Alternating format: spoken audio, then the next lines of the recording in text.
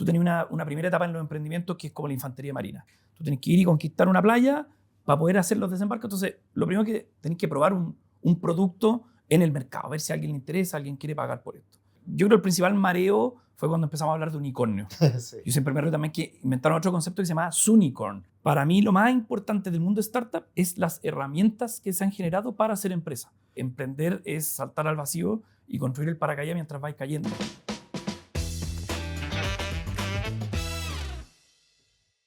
Hola, ¿cómo están? Bienvenidos a un nuevo capítulo del podcast Mente de Inversionista, en donde hablamos de dinero, de finanzas personales, de inversiones y siempre tratando de sorprender con un invitado de lujo, con un invitado de la industria, con alguien que tenga mucho que ver con todos estos temas. Y en esta oportunidad traemos a un gran invitado como es Eduardo Comien, gerente de nuevos negocios de BTG Pactual. Estuve bien, ¿cierto? Perfecto, aunque subiste demasiado las expectativas. Muy bien, pero esa es la idea. Esa es la idea. Yo creo que allá vamos, porque en la previa, que estábamos hablando de todo lo que hace Eduardo en su día a día, hay cosas muy interesantes que tienen que ver con el mundo del Venture Capital. Pero antes de eso, yo a todos les pregunto, ¿por qué estás sentado acá? ¿Cómo ha sido tu trayectoria de llegar al mundo de las inversiones, de las finanzas, y por ende estás en un podcast que habla de inversión? Es una muy buena pregunta. Yo te diría que por mucho tiempo negué de la industria financiera. Yo estudié ingeniería comercial en la Universidad de los Andes y de los últimos ramos que tuve fue uno de dinámica industrial con Alexander Galetovich. Lamentablemente falleció hace algunos años, pero era un profesor de primer nivel, extraordinario. Y él me dejó con el bichito de seguir economía.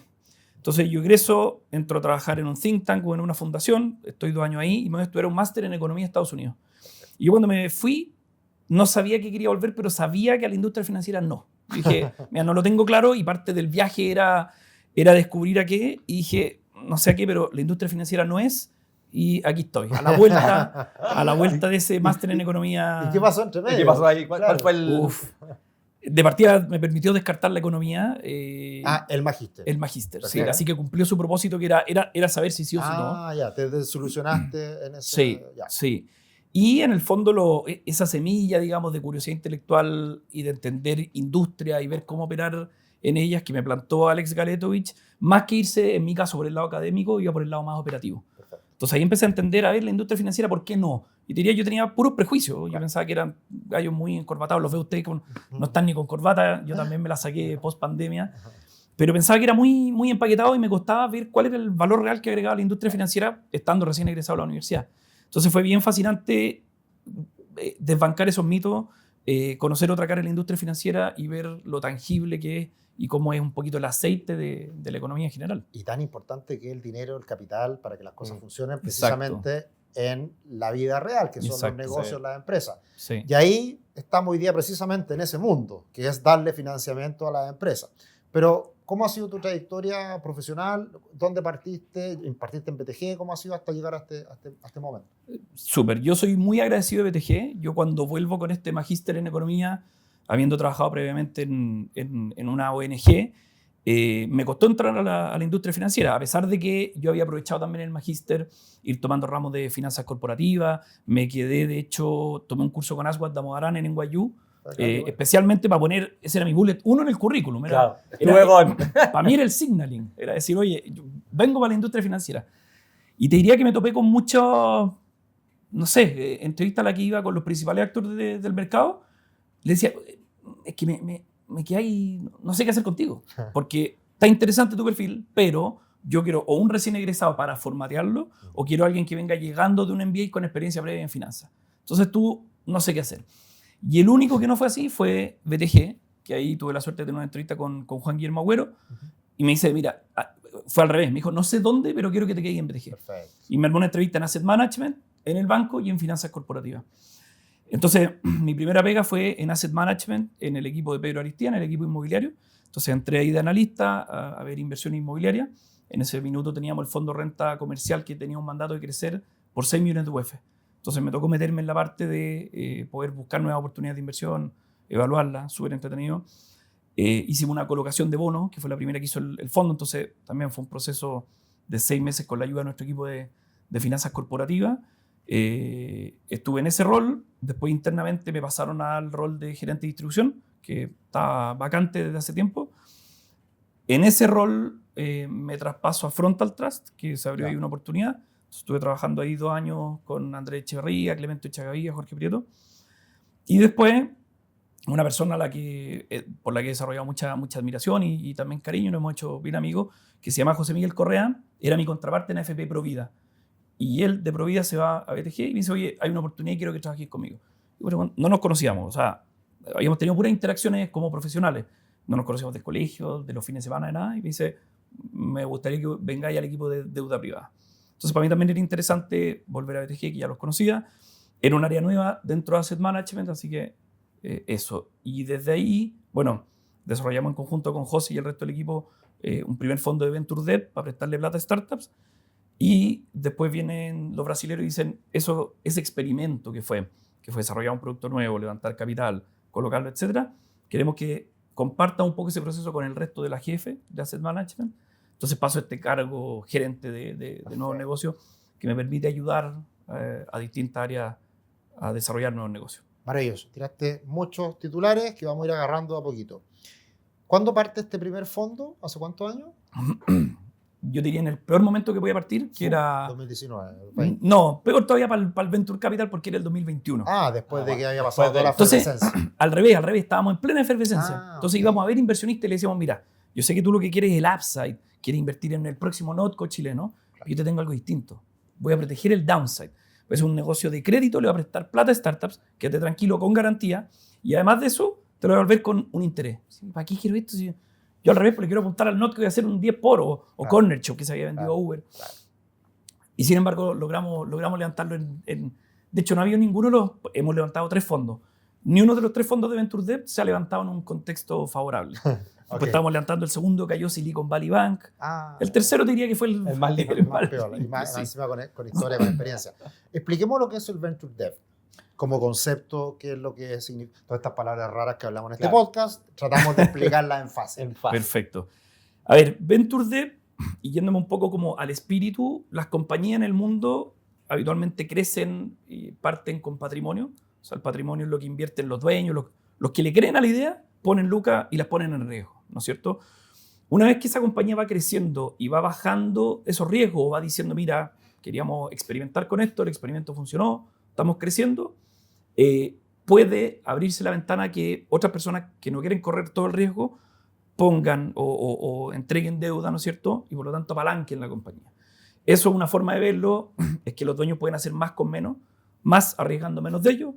Y si uno mira todas las compañías del mundo, habitualmente ocupan niveles de leverage que por lo menos se apalancan una vez el patrimonio, ¿no es cierto? Claro. Otras 2 veces, 3 veces, depende de la industria, la estabilidad de los flujos.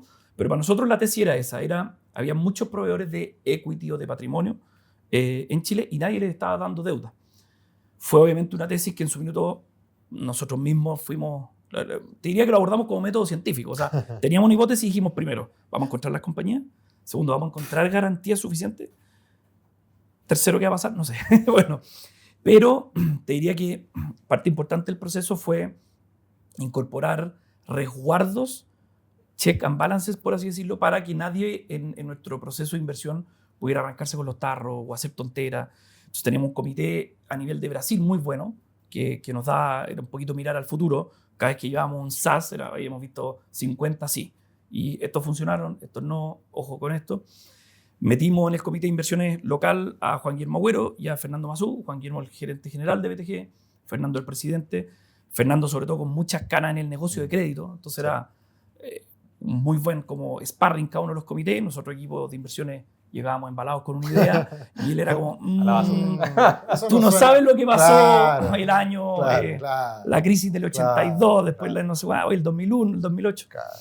Entonces eso nos ha permitido ir llegando como a muy buenos, yo diría, como estructuraciones, que es lo que nos ha permitido generar el track record que hemos construido. Oye, y antes de cámara decías que todavía no tenían ningún default en todos estos fondos. No sé si puedas decir los tamaños, cuántos levantados, cuántas empresas han participado en todo esto. El primer fondo lo levantamos como de 15.000 millones, el segundo de 20.000 y el tercero de 25.000. O sea, siempre hemos ido creciendo.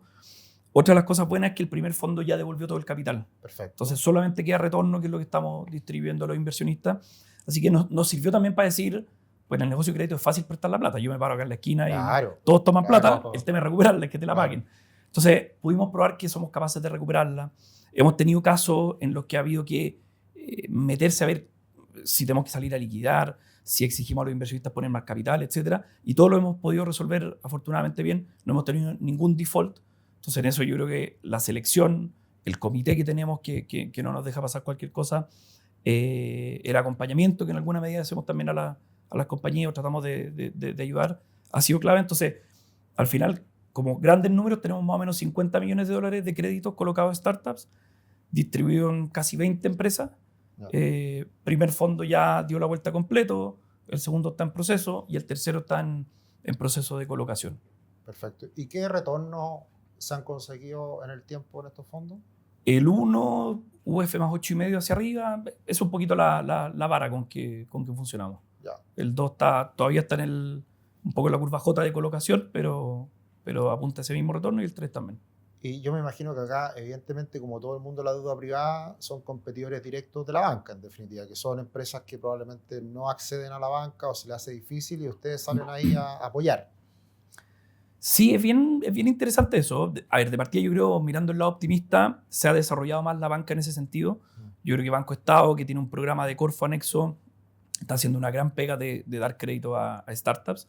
He escuchado del BCI, del Banco Vice y de otros bancos que están en distintos formatos entrando a este segmento, y creo que es muy valioso. O sea, al final necesitamos un segmento más competitivo y también con más recursos que lo esté proveyendo. Pero te diría que al final el gran dolor para la banca, y por qué no entra este segmento, tiene que ver con el esfuerzo marginal hay que evaluar una compañía que además habitualmente es difícil de evaluar, porque son compañías que están haciendo algo que es diferente, están rompiendo reglas, están tratando de entrar a una nueva industria. Entonces tú no la analizas por la vertical típica de, oye, esto es una inmobiliaria. No, es que no es una inmobiliaria.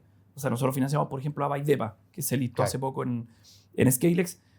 Ya cuando decís, mira, es una PropTech dentro del modelo de negocio Instant Buyer, ¿qué es esa cuestión de que me estáis hablando? No, mira, es que ellos compran departamentos en un mercado secundario, lo arreglan, los vuelven a colocar. ¿Y cuál es nuestra garantía? ¿Cómo lo hacemos? Entonces, el ejecutivo dentro de la banca, yo creo que prefiere, o sea, se le hace difícil quizás digerir una primera idea. Y al mismo tiempo es marginal la colocación. Es marginal, entonces colocáis 500 millones de pesos cuando colocáis, no sé, pues 50.000 para la misma evaluación. Claro, tal cual. Y ahí obviamente que la banca se va por lo fácil, en definitiva, que es obvio, o sea, tiene todo el sentido. Sí. Oye, y ahí, bueno, es importante siempre cuando uno invierte lucas en un fondo, las garantías, cuando se trata de deuda privada. En este caso, ¿cuáles son las garantías que habitualmente utilizan ustedes, entendiendo que son empresas, startups, y que son empresas que a veces, hoy en día también las startups no tienen mucho fierro, no tienen mucho cemento? Uno pensaría que no hay mucha garantía, y de hecho nos pasó eso en el roadshow. O sea, diría que era la lámina en quemada, la diapositiva de la presentación. Que se quedan pegados. Pero pegados y no entendían. Y son garantías a veces media complejas. Pero te diría, para nosotros la gran prueba de la blancura vino que lo estructuramos de manera tal que cuando logramos convencer de que íbamos a tomar garantía, pudieron invertir compañías de seguro de vida, y tenemos a 2 FP, una en el fondo 2 y una en el fondo 3, que creo que es muy valioso ir haciendo ese puente, pero ya lo podemos conversar. En términos de garantía, tenemos 3 grandes verticales. La primera es asset back, o sea, cuando el negocio de la startup anexo tiene un negocio que genera activos. Entonces, por ejemplo, una fintech. La fintech lo que quiere hacer es probar, por ejemplo, un motor de crédito, o sea, de análisis de riesgo, que según la hipótesis de los dueños es mejor que el banco. Pero para hacer eso necesita pasar crédito, pasarlo, cohorte, recuperar, morosidad baja, medir. Si ellos levantan equity para contratar equipo, para contratar ingenieros, para desarrollar, para licencias, qué sé yo, y además para originar esa cartera, restringen todas las posibilidades de crecimiento de la compañía. Entonces Venture Debt puede entrar y yo puedo tomar esa cartera de crédito como garantía. Siempre voy a exigir que haya skin in the game, o sea, que quien origina ponga, ¿no es cierto?, la primera pérdida por un cierto monto. Pero en ese tipo de negocio, fintech, en el negocio de las PropTech que les mencionaba Baidepa, que nosotros hemos financiado, nosotros tenemos una cartera de departamentos como garantía. Nosotros financiamos también a Wift, por ejemplo, que está en el mundo de Car as a Service, estas palabras complicadas. Yo digo renting, pero cuando les pido que me expliquen, es como Netflix. O sea, tú hoy día te suscribes a contenido, te suscribes a un auto. Bueno, yo tengo en garantía esa cartera de autos. Okay. Entonces, tenemos vertical Asset Back, muy importante, perdón, de hecho, dentro de esa vertical la factura. O sea, hoy día hay compañías B2C o B2B también que generan una facturación relevante. Eso pueden colocarlo en el factoring y conseguir financiamiento, o con nosotros, yo lo tomo en garantía. Que es como una securitización. Es una especie de securitización, ¿sí? No. Entonces, yo la tomo en garantía, ellos me van aportando nuevas facturas en el tiempo, entonces, a diferencia de un factoring, yo lo financio a largo plazo.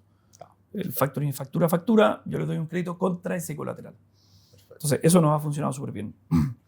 Después tenemos una vertical que es más bien contraflujo, que lo hemos hecho en el caso de software, que son con ingresos sobre 10.000, 15.000 millones de pesos.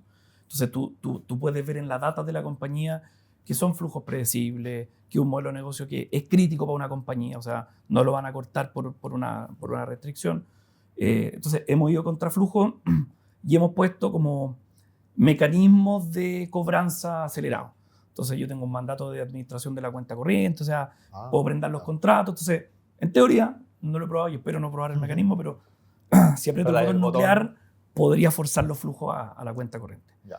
Y lo tercero es garantías de tercero. Ahí va, para que lo entienda la gente también y yo.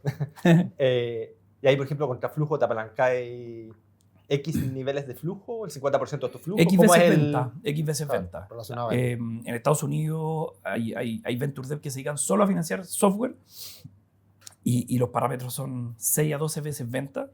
Nosotros lo hemos hecho 2 veces venta, o sea, siempre con un criterio súper conservador, porque también hemos sido conscientes de que este concepto de Venture Debt, si yo salgo en el diario semana por medio con un default, maté Venture Debt, maté la iniciativa, los bancos que se han ido metiendo, sus comités van a decir, viste que no había que meterse, viste lo que hicieron BTG. Entonces, precisamente por eso, quizá de cara a los fundadores, sobre todo somos un proveedor de crédito más aburrido, más conservador, pero tenemos esa como responsabilidad de que no tengamos default, de que las AFP puedan entrar y digan, oye, la plata de los ahorros va a estar bien invertida. Entonces, por eso nos hemos preocupado muy bien de tener todos estos mecanismos que nos permitan hacer un recupero rápido en el peor de los casos. Y ahí falta el tercero pilar, que era... Y el tercero, que es garantías de tercero, que también eso nos ha sorprendido, pero ha sido una fuente de garantías muy buena. En general, aval de algún inversionista, o también tenemos put option, que en el fondo nosotros le podemos vender la deuda a un inversionista. Y podemos, más que venderla, lo podemos obligar a que nos compre la deuda. Entonces, en casos cuando los inversionistas, family office o inversionistas de alto patrimonio, están invertidos en una startup y la startup necesita recursos, va y le toca la puerta y dice, oye, ponte con más. Si le crea el futuro de la empresa, muchas veces es más conveniente respaldar esta deuda, porque no la va a tener que tomar, porque la va a poder pagar la compañía, y pone a alguien más la plata. Claro, es como, en vez de yo desembolsar plata como inversionista, más plata para que la empresa siga creciendo, tomamos la deuda y si salen las cosas mal, bueno, yo saco la plata de tal cual. Yo me hago cargo, pero eso funciona en la medida que creas que esa probabilidad es más o menos baja. Sí, lógico, claro. Entonces me imagino que es como el pilar menos recurrente, ¿no? ¿O no tanto? Sabéis que ha crecido harto, y de hecho algunos inversionistas de alto patrimonio o ángeles en las compañías le han pedido al fundador más acciones a cambio de avalar esta deuda. Entonces también han hecho ahí como un negocio. Y para nosotros, mientras tenga un buen sujeto de crédito que en el escenario negativo nos pague, feliz. No hay problema. Sí. Buen aval, en definitiva. Sí. Hoy interesante. Y lo más interesante de todo esto, como nos comentaba, es que se han interesado los institucionales y particularmente la AFP. Y eso es súper interesante por el hecho de que estamos hablando de activos alternativos, que es, yo diría, algo que ha ido ganando espacio, o todos sabemos que para generar mayores rentabilidades por parte de la AFP tienen que meter más lucas a este ámbito de los alternativos. Y por otro lado también sabemos que los comités de riesgo y que la pega que hace la AFP de elegir cosas es muy severa, es muy importante. Entonces, ¿cómo ha sido dar ese paso? Sí. Mira, para mí también lo que hablábamos como carrera, mi entrada al mundo financiero, para mí esas han sido las cosas que más propósito me ha permitido percibir de trabajar en la industria financiera. Yo creo que a Chile le fue muy bien cuando el ahorro de los chilenos estuvo en una porción importante invertida en Chile. Entonces, cuando una FP le creía a Chile, ustedes estuvieron aquí a Pancho Guzmán de Capital hablando, Pancho me ha dicho muchas veces, cuando yo partí mi carrera en la FP me venían a ver empresarios chilenos. Todos los días recibíamos empresarios chilenos que tenían planes de crecimiento agrícola, en minería, en salmonera, en la industria financiera, en el sector de los moles, en constructora. O sea, distintas industrias que tenían buenas proyecciones de futuro, querían crecer, se listaban en la bolsa, colocaban bonos. Entonces, en la medida que los empresarios chilenos, digamos, con buenas ideas, corriendo los riesgos iniciales y probando que esas ideas podían escalar, encontraron ahorro o capital en Chile, vivimos de las mejores décadas del país. Pongo ejemplo por nombrar uno, pero Parque Arauco. O sea, Parque Arauco, que creo que es una historia súper interesante. Parque Arauco nace el año 82, o sea, en plena crisis financiera. Imagínate el minutito para partir una idea nueva, que era vamos a hacer shopping centers en Chile y esta cuestión va a tener un patio de comida. ¿Qué es un patio de comida? No sé si han visto ese video de Plan Z, de un gallo que va a proponer ideas de negocio y le lleva a dos inversionistas, se ríe un poco el chaquetero típico como chileno, como de esa característica, y le dice, oye, quiero hacer un mall, le empieza a explicar la idea como un Parque Arauco y luego dice, estáis loco, ¿quién va a querer ir al mall? No sé qué. Y le dan como la idea de unos caracoles. Oye, pon abajo una fotocopiadora y que esté bien poco iluminado. Bueno, Parque Arauco fue una idea en algún minuto. Entonces, parte en plena crisis, con esta idea del patio de comidas, con multitiendas y la gente a poder pasear. Bueno. Ahora es súper normal, pero en su momento fue una idea disruptiva. Hoy día, claro, para todo el Parque Arauco, como Plaza, qué sé yo, o los shopping de Cencosud, pero en su minuto era una idea que esta cuestión. Si uno mira fotos de Parque Arauco en el año 82 o incluso después, el principio de los 90, era un potrero. Hacia atrás no estaba desarrollado, era un potrero. Entonces, Kennedy tenía semáforo. Uno se le olvida todo eso, lo incorporamos rápidamente. Sí. Pero era un país que era menos desarrollado, más pobre. Bueno, parten esta idea, ¿no es cierto? Quienes fundan Parque Arauco. En algún minuto empieza a generar tracción, empieza a generarse buenas ventas. El año 95, Parque Arauco vendía 12.000 millones de pesos. O sea, algo que yo hoy día veo en todas las startups que financiamos venden de ahí para arriba. Claro. Generaba 2.000 millones, 3.000 millones de pesos anuales en utilidades. O sea, era una pyme. Era una pyme. Chico, claro, sí. Bueno, probaron que la pyme resultaba, tenía buenos flujos, etc. Quisieron escalar, se listaron en la bolsa. Y esos recursos fueron para expandirse dentro de Chile regionalmente. O sea, imagínate, queremos crecer a regiones, vamos a abrir en Viña, en Concepción, qué sé yo. Así partieron. Luego querían ir a Perú, Colombia y así. Entonces, la bolsa como mecanismo, como intermediario, vía o fue el canal para que las FP pudieran invertir en estos proyectos. Entonces, para mí, como te decía, VentureDev tiene ese gran propósito porque hoy día esa conexión o ese puente está quebrado. En los años 90, casi el 50% del ahorro de la FP estaba invertido en empresas chilenas. Hoy día ese 50% está invertido en el extranjero. Entonces, claro, el mismo Pancho Guzmán que estuvo acá conversando, les puede contar. Hoy día lo van a ir puro gringo a la oficina. Entonces, ¿a quién estamos financiando, por así decirlo? O nuestro ahorro, crecimiento, ¿dónde está generando? Private equity en Estados Unidos, algo en Europa, algo en Asia. Entonces, para mí VentureDev está tratando también de generar esa conexión nuevamente. Y ahí se nota tu pasión por el mundo real y que tiene la cononexión con lo financiero que al final te logró cautivar. Exactamente. Y también sabéis que ha sido fascinante ver emprendedores, conocer gallos que están haciendo cuestiones. A uno también le pican un poco las manos porque es interesante ser el conector entre ese capital, pero también uno lo ve y es realmente admirable. O sea, me ha tocado conocer gallos que siempre está este juego entre el emprendedor, el empresario. No, son empresarios, o sea, manejan equipos de 300, 600 personas, tienen que armar sistemas, crecer en nuevos mercados. La competencia que es brutal, o sea, y creo que está bien. O sea, ven un producto o algún servicio que le va bien, surgen 3, 4 más al tiro. Entonces requiere de una habilidad, requiere de soportar riesgos, requiere de gestionar equipos, de armar...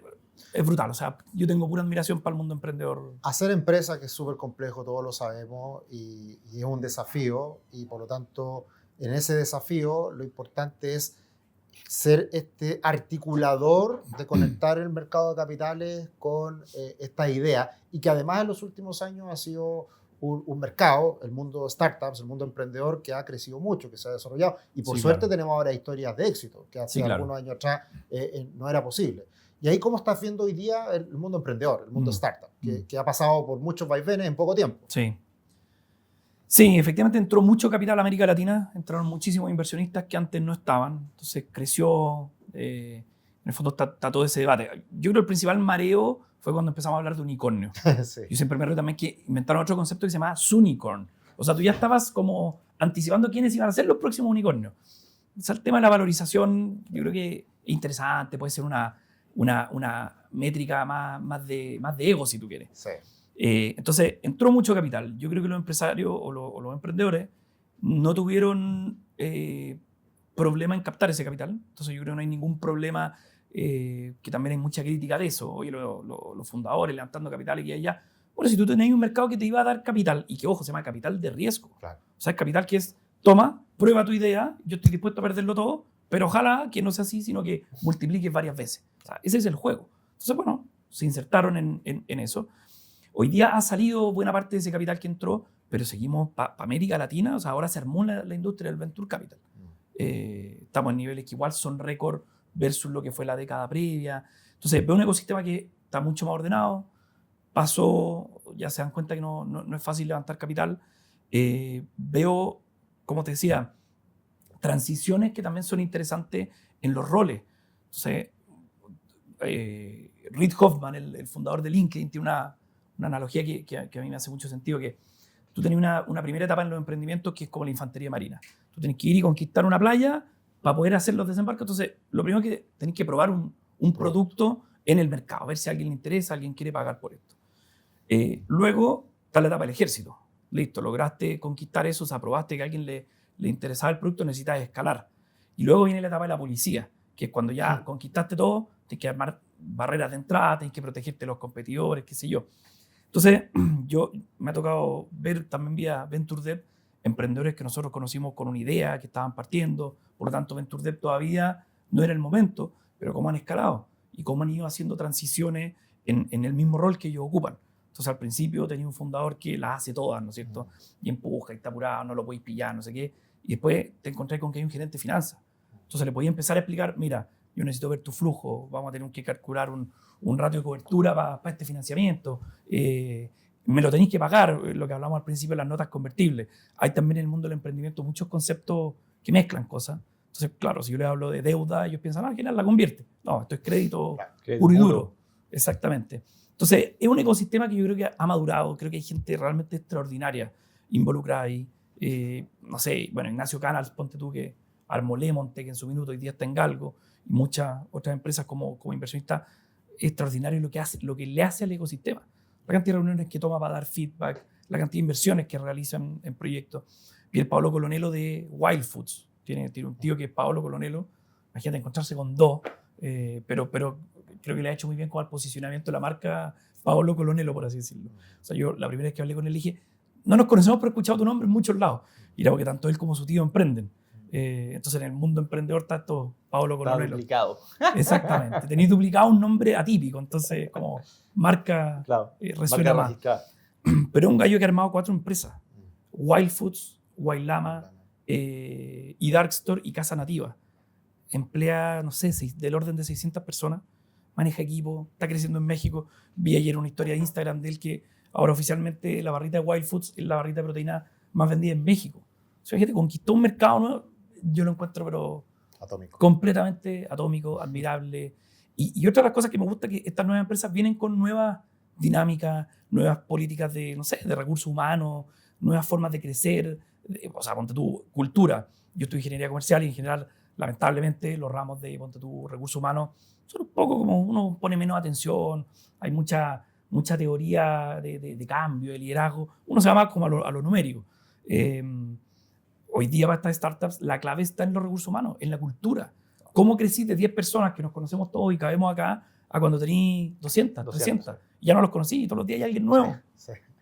¿Cómo aún hay una cultura? Entonces vienen con esos aprendizajes, esas prioridades, los sistemas. O sea, pasar de nuevo, de escalar y que ya no tengáis que tú tomar todas las decisiones o estar involucrado en todos los procesos. Hay una cantidad de material, de contenido, de aprendizaje que es brutal. Oye, muy entretenido tu día a día, entonces, pues tenés que relacionarte con emprendedores, no me puedo quejar, escuchar historias, también cosas, nuevas tendencias, que a veces de repente uno no está tan enterado y vivirlo en primera persona. Y volviendo a los fondos, ¿estos fondos, la idea es replicarlo a nivel regional o solamente siguen estando en Chile? Mira, ese ha sido siempre mi sueño. Como BTG Pactual, un banco de inversión con sede en Brasil, pero latinoamericano y con una vocación también global. Siempre ha sido mi sueño hacer algo latinoamericano. No se nos ha dado por distintas razones. En algún minuto, cuando los family office estaban más invirtiendo en el extranjero, me decían, si tú armas algo en dólares y fuera de Chile, yo feliz de participar. No hemos llegado a la demanda, pero para mí es un producto que también si uno sigue a la startup, o sea, al mismo Wild Foods, que lo financiamos acá, conocemos los números, conocemos la historia, yo lo podría ir a financiar a México si tuviera la estructura. Entonces, todavía no lo hemos materializado, pero definitivamente es un sueño regional. Oye, ¿cuáles son porque como está en el día a día, los dolores del emprendedor y por ende los desafíos que le queda a Chile para seguir madurando este mercado? Es buena la pregunta. Yo creo que son muchos los dolores en el día a día, pero te diría que sobre todo a la hora de escalar una empresa, principalmente sistemas y personas. El otro día estaba escuchando una entrevista a Manuel Casanueva, el dueño de GT Banquehue, que, o sea, una persona pero fascinante. O sea, él inventó el MVP acá en Chile, yo creo. La historia de GTD, o sea, él parte armando un boletín, salió a testear demandas si alguien quería comprar su boletín de tasas de interés y le llegaron 50 cheques y fue, chuta, ahora lo voy a tener que hacer. Entonces, pero una de las reglas que tiene Manuel Casanueva, o don Manuel Casanueva, como le dicen, es que nadie le puede llegar con problemas, tienen que llegarle con soluciones. Entonces, yo creo que uno de los grandes dolores que tienen los emprendedores es que habitualmente, sobre todo el fundador, se transforma en un buzón de problemas. Sí. Entonces, tu rol es ese, de liderazgo, es tomar las decisiones, pero también es todo el día una fuente abrumante de, oye, pasó esto, no llegó el embarque, el cliente que no iba a contratar decidió no hacerlo, oye, la caja, oye, hay que salir a levantar capital. Es súper desafiante. Creo que era Elon Musk el que decía, bueno, hay varias frases, pero como caminar masticando vidrio. Masticando vidrio, sí. O sea, emprender es masticar vidrio. Es durísimo. Sí. Hay otro como Reid Hoffman que dice que emprender es saltar al vacío y construir el paracaídas mientras vais cayendo. Yo creo que tiene mucho de eso, de manejar el riesgo, la incertidumbre, porque realmente nunca encontráis un mercado en el que tú entres y seas el único. Los clientes te decían y te digo, oye, ¿dónde habéis estado todos estos años? Entonces, tenía el desafío de resolver problemas por el lado humano, equipo y sistema. Cómo en la medida que voy creciendo, libero mi tiempo, me enfoco en las decisiones quizás más estratégicas, cómo lo hacemos para crecer. Después tenía los desafíos de fronteras, de países, cómo abrir México, Colombia, Perú, Brasil, que todos lo evitan, o muchos lo evitan. Sí. Siempre hay un dicho de Brasil no meterse con una cultura totalmente distinta. Brasil es para los brasileros. Claro. No sé si es un sesgo que quizás no existe y es puramente. ¿No? Es un mercado desafiante. Yo, de los casos que he visto, recomendaría entrar con un brasilero.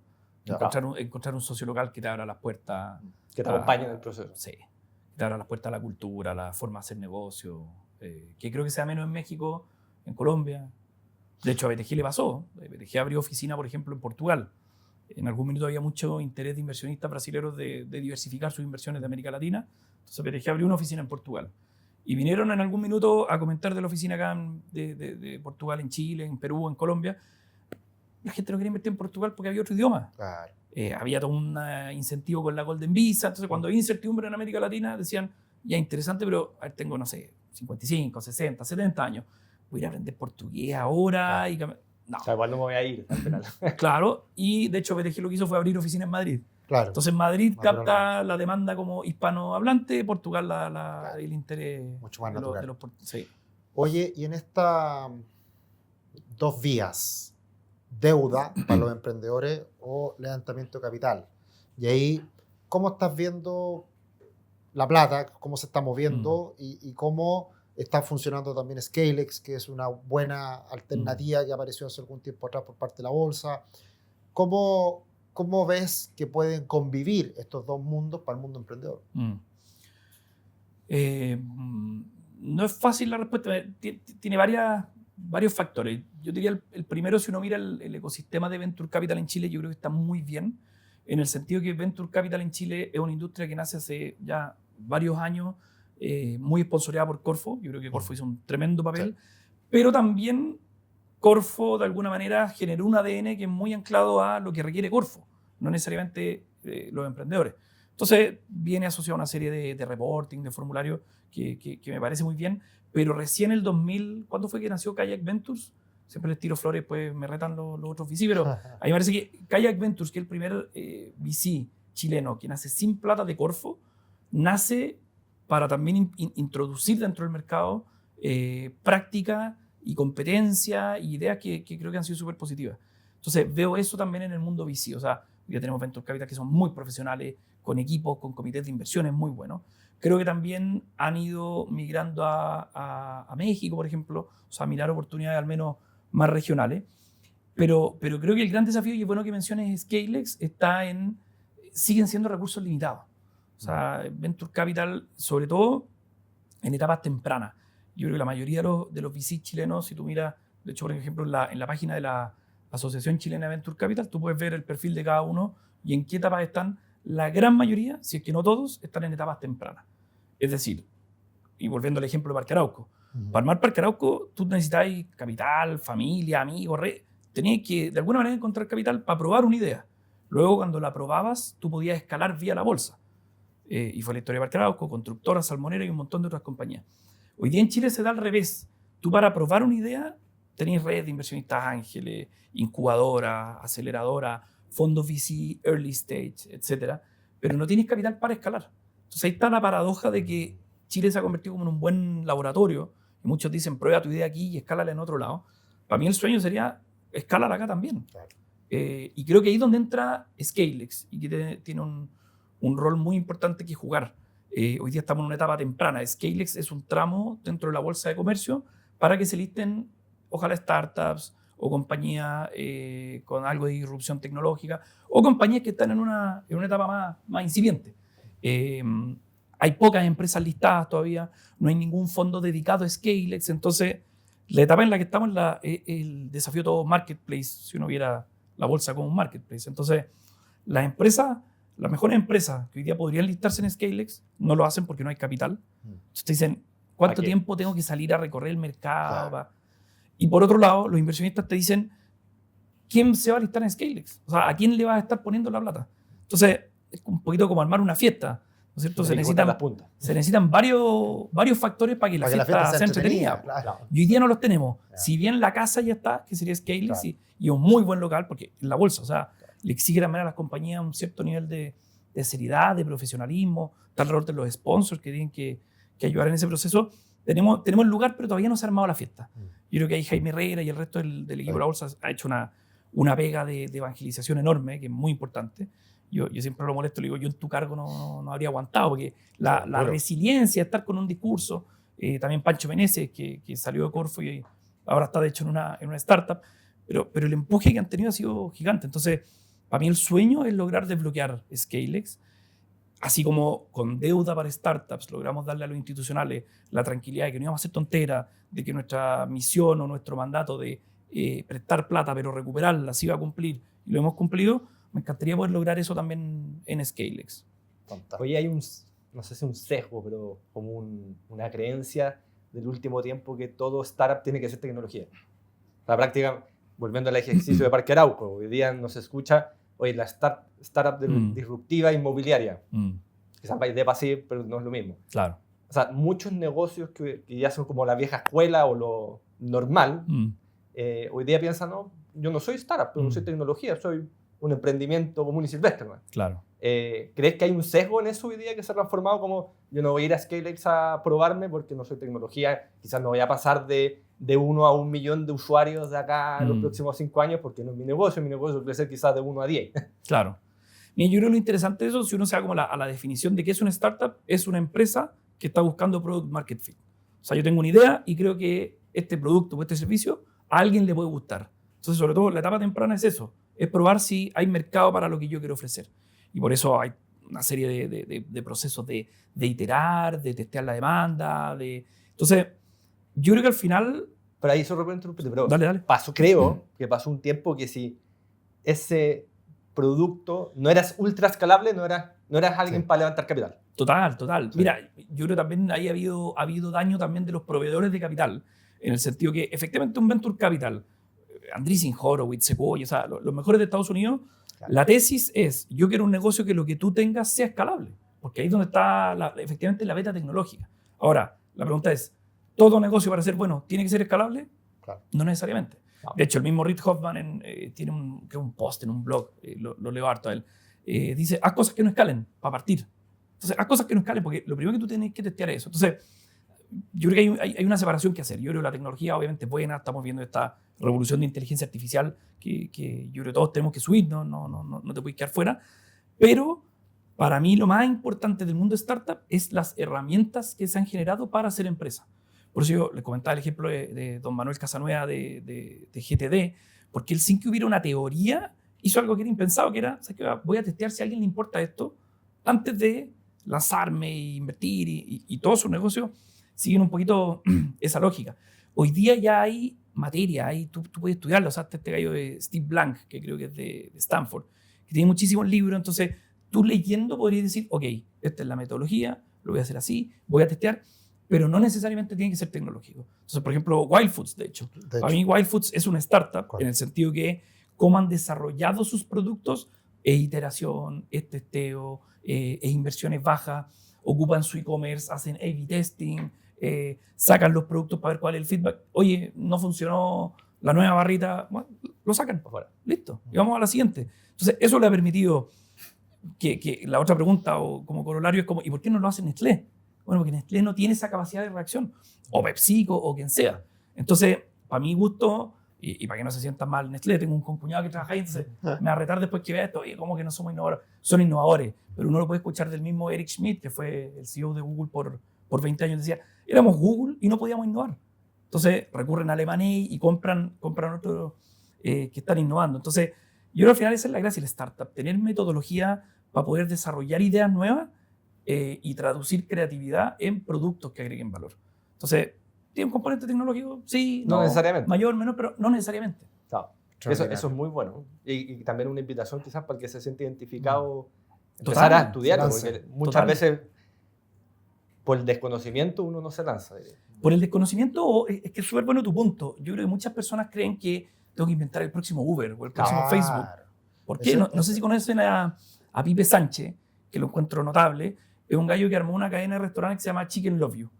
Y el gallo lo armó vía redes sociales. O sea, antes de abrir un local, testeó la demanda, generó comunidad, fue conversando con la gente. Hizo el ranking de las hamburguesas. Hacía su ranking de las hamburguesas, viajó por el mundo probando hamburguesas. La mejor hamburguesa.